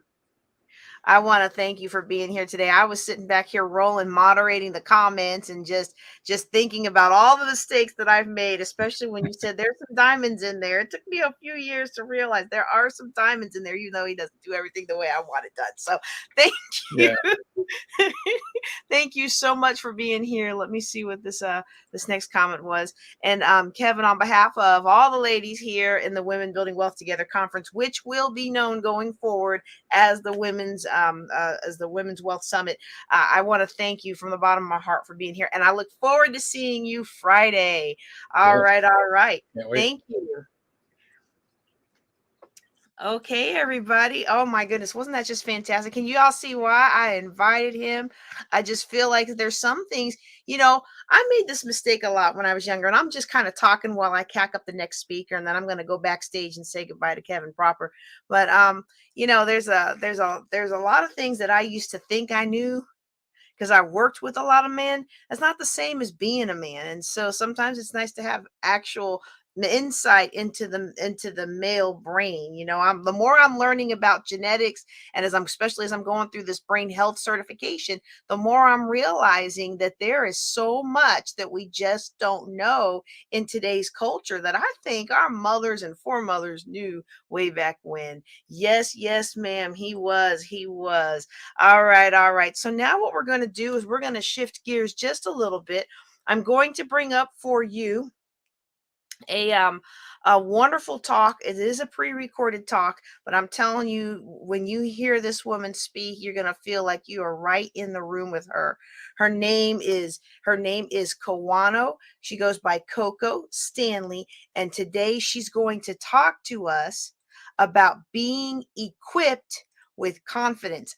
I don't know about you, but I know for me that a lot of times when I get started, and I think Lupei said that earlier this morning, that sometimes women analyze things a little bit longer and take a little bit longer to move forward, and that's not true of all of us, because I tend to move forward a lot now, but it's because my brain is in overtime when everybody else is watching TV. I'm in overtime thinking about this scenario and this scenario and that scenario. So when it comes to me, I'm like, oh, well, I've already come to an 80% solution. But that's not the same as being confident. And when we're confident in who we are and whose we are, then we can move forward even when we don't always understand the how. So let me bring up to you CoWano Coco Stanley, and she's going to talk to us about being equipped with confidence. Hi, my name is CoWano Miss Coco Stanley, and my topic today is be equipped with confidence. Are you equipped with confidence? Equipped means to be prepared. Prepared for what's to come, good or bad. Prepared for the challenges of life, the rejections of life, or even just life obstacles. To be prepared and equipped with confidence. See, you need to be equipped with confidence when you want to start that business, when you want to speak on stages, when you want to be an author, when you want that promotion on the job, when you want to step outside of your comfort zone. Any of those things, you need to be equipped with confidence. So again, are you equipped with confidence? See, when you are equipped with confidence, you walk it, you talk it, and everything lines up. When you are equipped with confidence, you are unstoppable. You own who you are, and you walk in boldness and look at no one plate but your own. When you are equipped with confidence, you don't fear and let fear stop you from moving forward. And you don't let people hold you back. So again, I ask you, are you equipped with confidence? See, I'm going to give you some tools on how to be equipped with confidence. But first, let me give you a little bit about me. See, I first noticed when I wasn't equipped with confidence. Back in 2009, my son was about 10 years old. I wasn't always equipped with confidence. When he was about 10 years old, I ended up being in, at this time, I had already been in 3 abusive relationships. So my confidence was very low. It wasn't where I needed it to be. So I decided to move to another state. When I got to this other state, I just knew that things was going to be great. But how many of you think it got better? It didn't get better. I got to that state. I was about 5 months in being there. I went to that job early that morning. I get there, everyone was standing outside. What was going on? Well, I had the company shut down. So now I'm dealing with another issue. My confidence is already low. I'm trying to get myself together, and now I lose the job because the company chose to close down. I drove back home sad and depressed, not knowing what I was going to do, how I was going to take care of my son, what was the next direction or plan for me. I had no plan. Well, if you don't have a plan, how can you expect a plan to fall in place? Now, are there some things that happen in life that you have no control? Yes, there is. But what I didn't do, I didn't think of write out my options or my plan of what I was going to do. All I wanted to do was to get away and get my confidence. I went to the house and I started applying for jobs everywhere. Nothing was coming through. So now my parenting of myself, worried about my son, is starting to kick in. My back is against the wall. All the thoughts of how I'm going to provide for my child, how I'm going to pay for the roof over my head, all of these things are coming about. This child is dependent on me, but who am I dependent on? So as I was going through the moments and nothing was following through, because my confidence wasn't there, because I didn't have the strength to think positive and I was allowing my mind to control me, I went into a deep depression and I decided I was going to take my life. I felt like life was giving up on me. But guess what? I was really giving up on life because I was allowing the negative thoughts to come through my mind. I wasn't thinking of any solutions or how to fix the problem. So that day, one day, I was laying in my bed and I was going to take my life. I had a handful of prescription medication, getting ready to take one after the other. All the negative thoughts going through my mind. Who's going to take care of my son? What is he going to do if I take my life? And God showed up right on time. How many of you know that God always shows up right on time? He does. His timing is not our timing. And he spoke to me, spoke to my spirit. Many scriptures in my spirit he spoke. And the two that stuck to me was, trust in the Lord with all your heart. Lean not to your own understanding, but in all of thy ways acknowledge him. And he also spoke to me, for I know the plans that I have for you, plans to prosper you and not harm you, plans to give you a future, to give you a hope and a future. See, I knew God loved me. I knew God cared for me, but I wasn't understanding what was going on. And so as he spoke those scriptures to my spirit, my son came running through the door, calling my name. Mom, are you okay? My son just thinking he's just coming to check on me, but God used my child to come in there so that I wouldn't take my life. And so as he's coming into the house, I got myself up and I told him and I answered, yes, son, I'm okay. I didn't let him see my face. I had tears rolling down my face. Eyes were red. And so I went into that bathroom and that was the moment I started speaking affirmations. That was the moment I started encouraging myself, getting myself, learning how to build and increase and be equipped with confidence. And so I made the decision at that moment to get myself together. I moved back to my hometown to get myself together because I had family where I was back at home, at the hometown.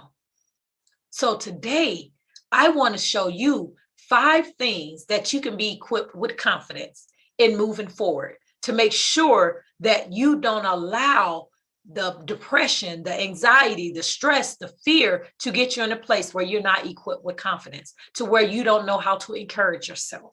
I want to show you that today.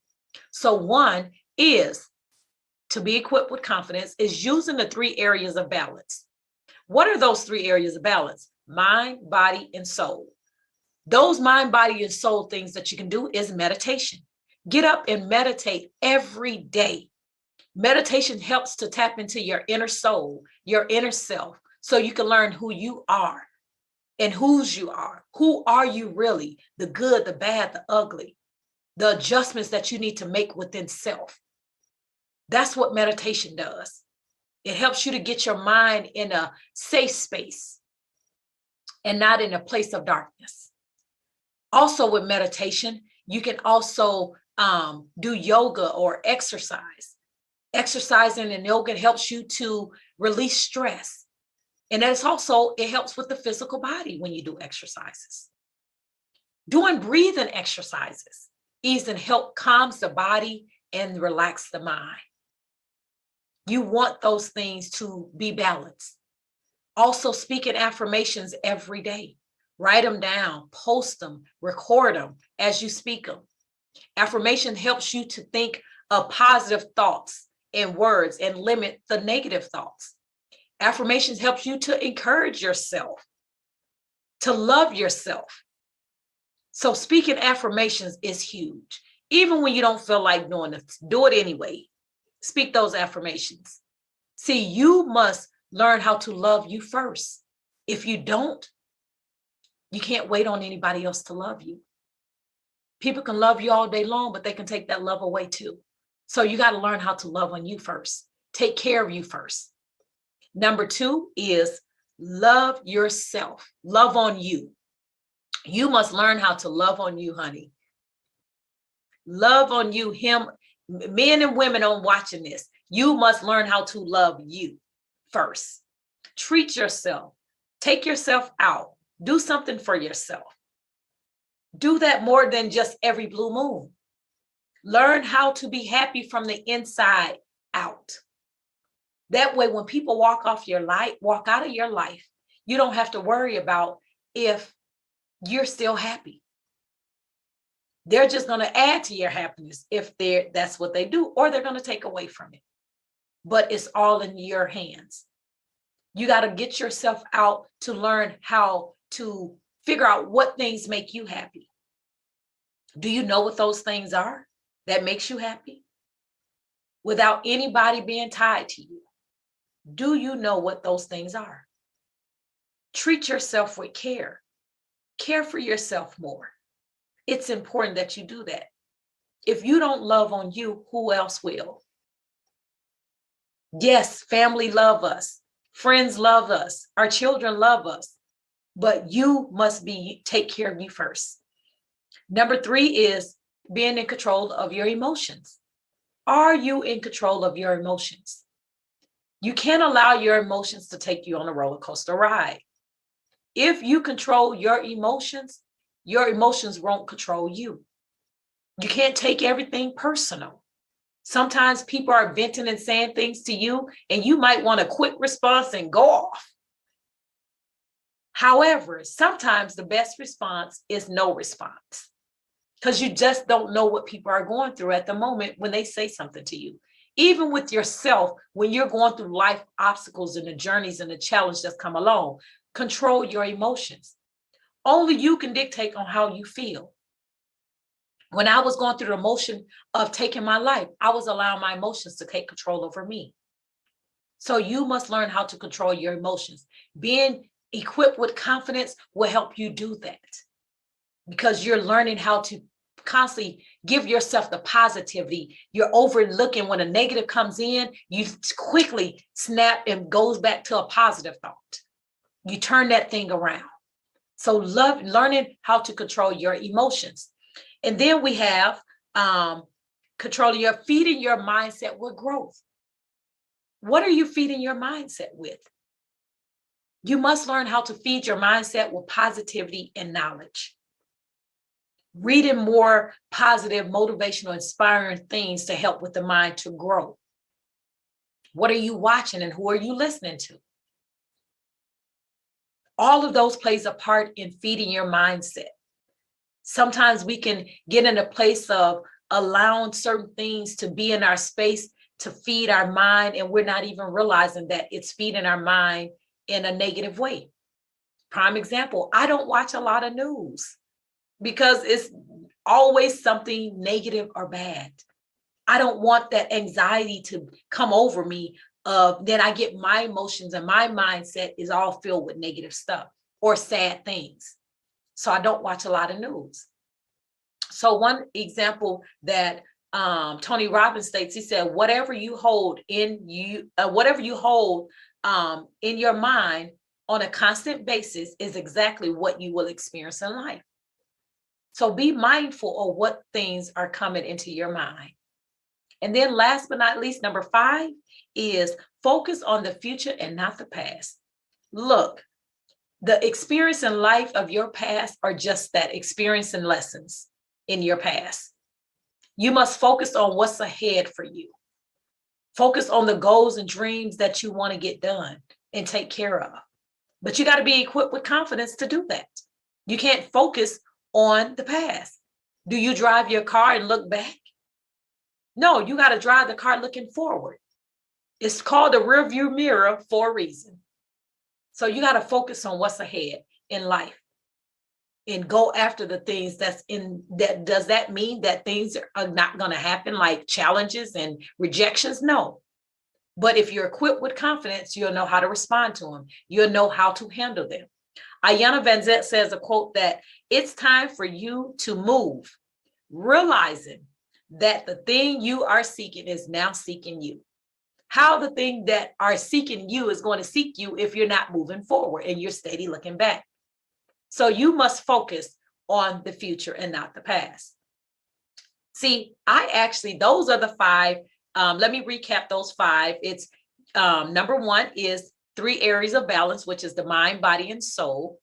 Loving on you, being in control of your emotions, feeding your mindset with growth, and number 5, focusing on the future and not the past. See, I stay equipped with confidence. That's how I started my own business.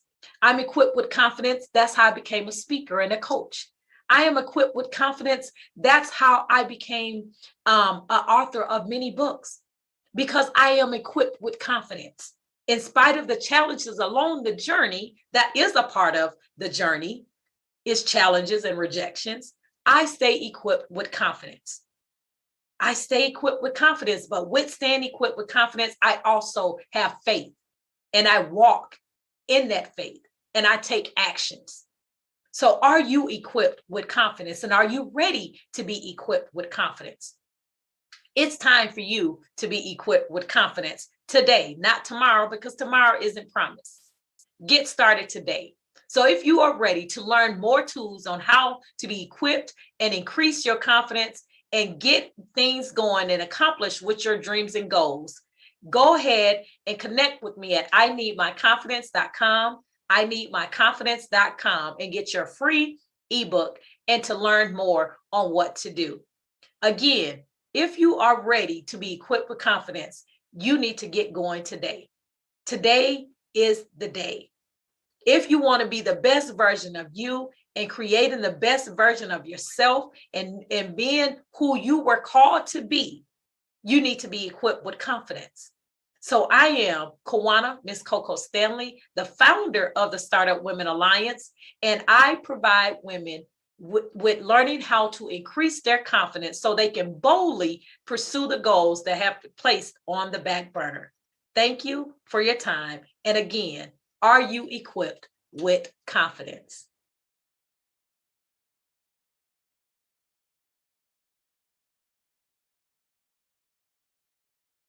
I'm muted.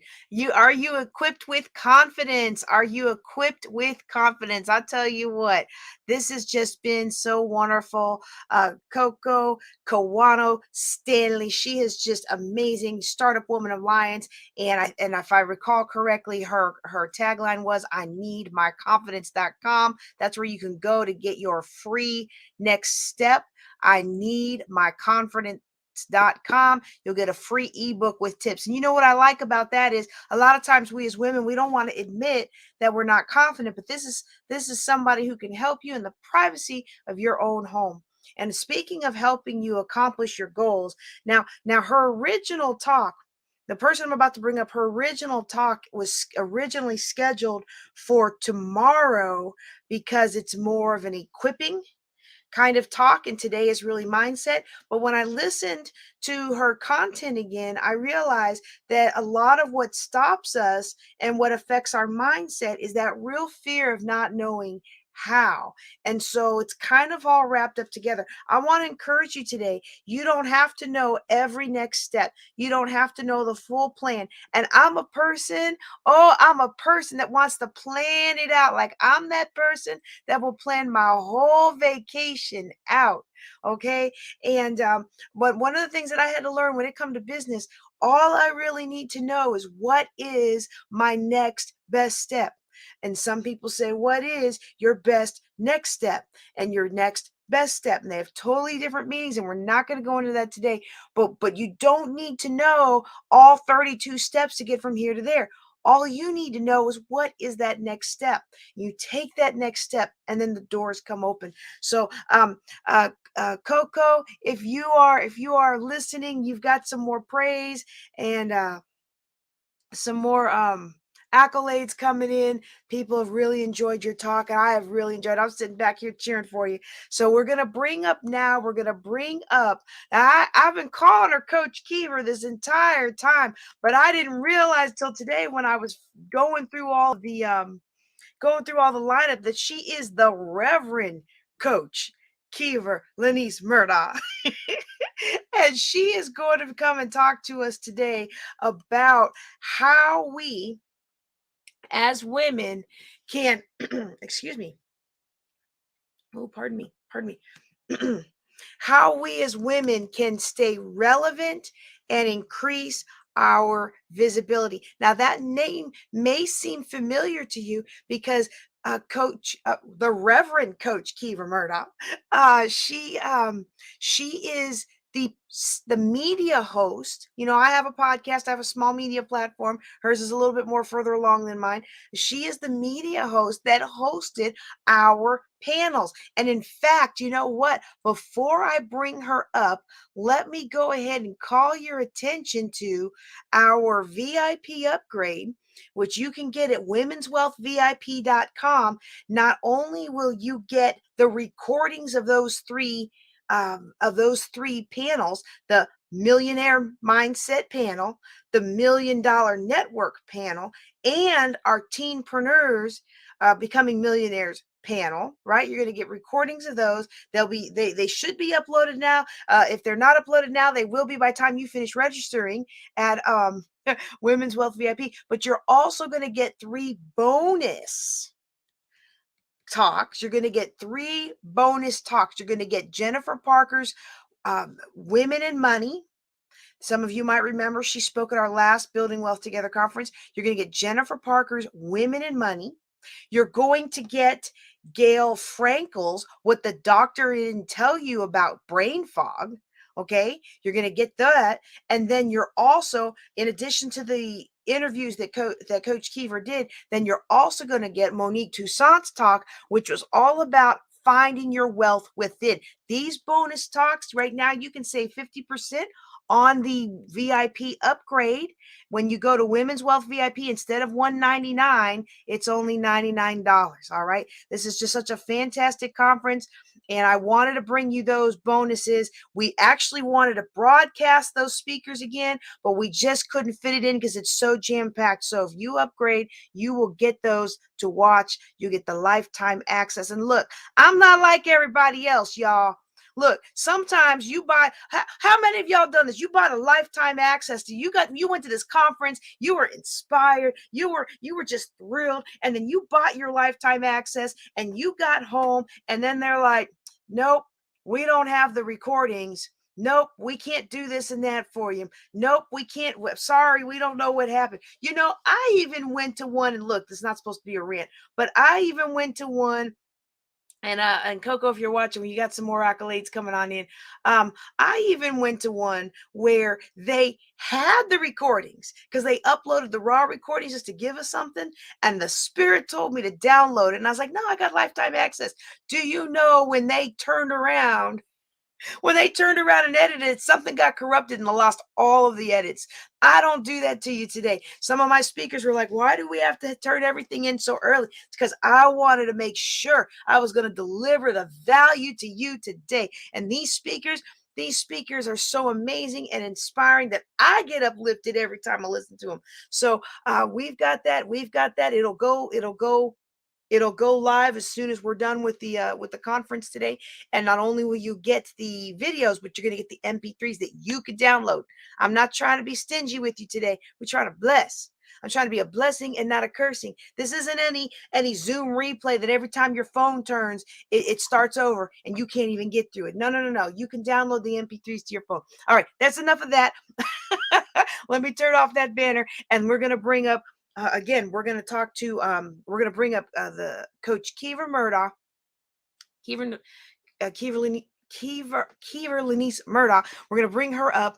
And if you are interested in adding media to your next event and your platform, you know, it's, even though I have a platform, it's always nice to work with somebody else who also has a platform, because then your audience gets more exposure. And I'm about up leveling. So if you're interested in connecting with her, please reach out to her. We will have her contact information pop up throughout the talk. All right, here she goes.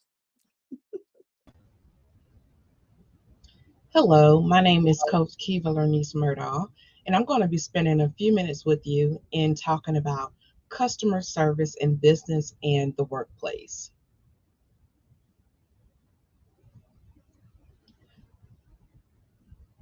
So we understand that each and every one of us serve customers in some capacity.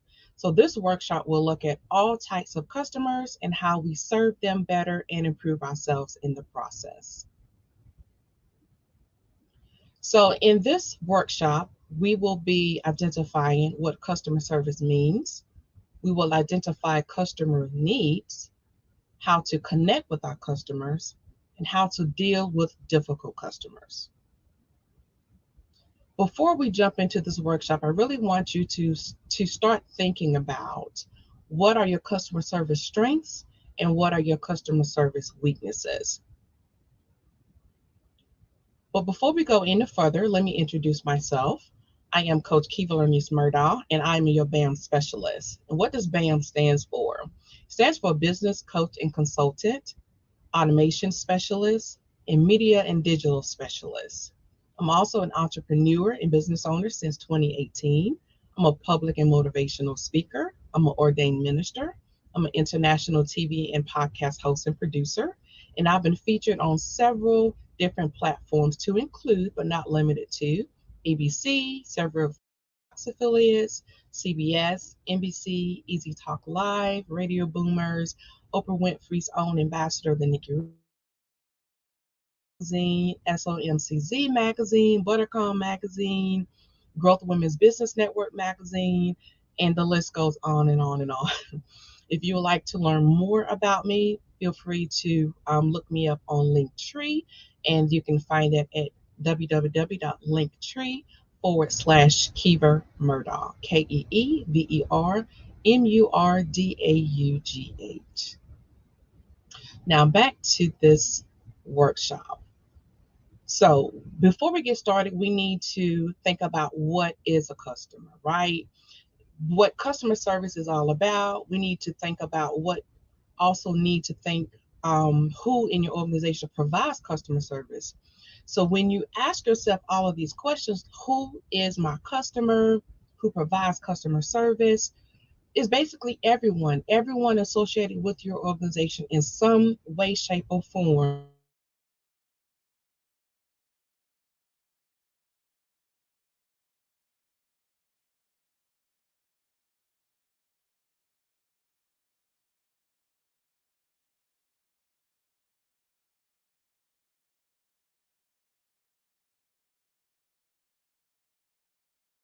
Like I said, outside the confines of our organization or our businesses, they're open to approach from our competitors, and they may not always be dependent upon us for products or services, and they can switch to our competitors for some of those same products and services. So those will be considered your external customers. We also have internal customers. And when we think about internal customers, those are those who rely on our services and resources from within our organization. So with that being said, our peers, we have to look at anybody that we're working with within the confines of our business, our organization, or in the workplace will be considered as internal customer. So let's talk about what is customer service. So customer service is one of the true business essentials for any organization. Everyone remembers bad customer service. We all have had that experience where you have gone into a business and you walked away feeling as if you were slighted or you were provided with terrible customer service. So let's be honest, those experiences stick with you, right? Those experiences are experiences that you do not mind telling your coworkers, family, colleagues about the terrible experience that you have.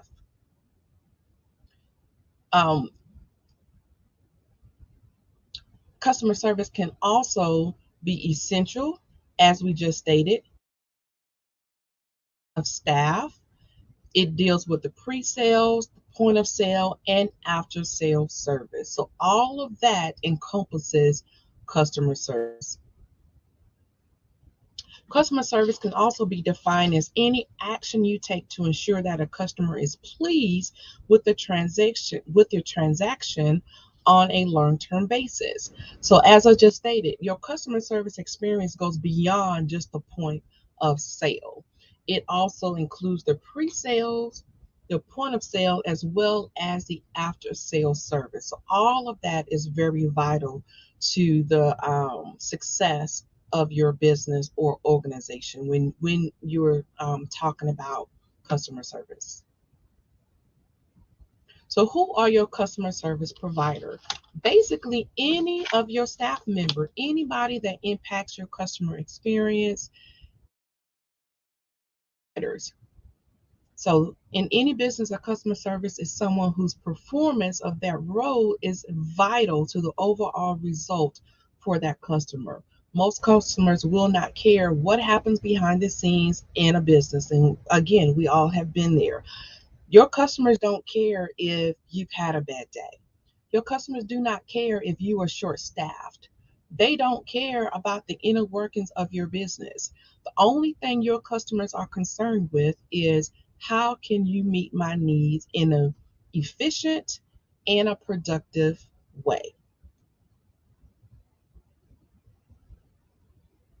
So we might all define customer service a little differently when you think about it, but we all must agree on one thing is we must provide great customer service. You need to put energy and enthusiasm into your interactions with your customers.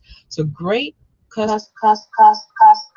your products, not with your services, but it begins with a great attitude. Yes, you need to approach every potential client or customer with a positive attitude, despite exactly what I just said earlier, despite what you may have going on within your organization. We should not burden our clients or our customers with the inner workings of your organizations. Are pretty much stepping in on a positive note, and it all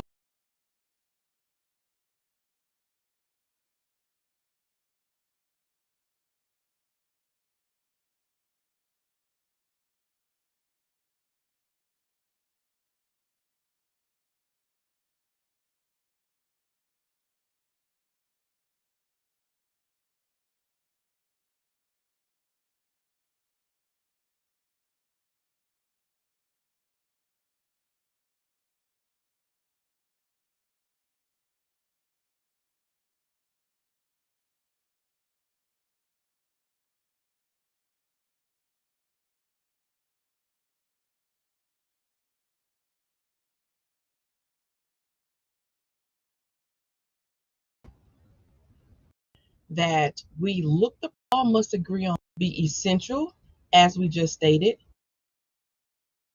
of staff.